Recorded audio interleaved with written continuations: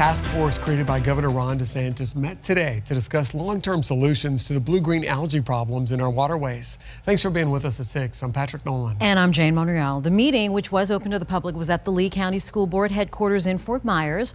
And Fox 4's Carl Fortier was there talking to environmental leaders about how they'd like to see the state clean up and protect our waterways.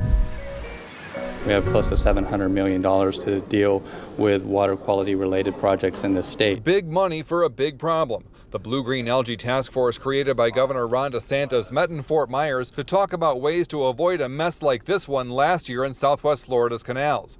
Similar blooms have already been spotted this year in the state. Many of the blue-green algae blooms are in Lake Okeechobee. They're not exclusively in Lake Okeechobee. We understand that there are blue-green algae blooms in the St. John River and other places as well. A big focus of today's discussion was trying to find ways to reduce two main nutrients, nitrogen and phosphorus, from getting into Lake Okeechobee.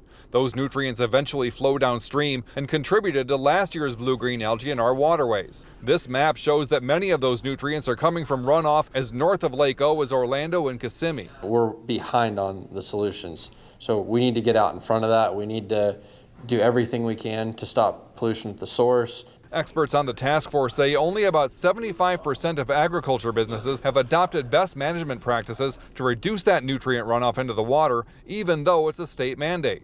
With 1,000 more people moving to Florida every day, environmentalist Jennifer Hecker hopes that the state can invest more in wastewater treatment. Moving areas that can be moved off of septic, and then where they can't be moved off, to have more routine inspection and maintenance.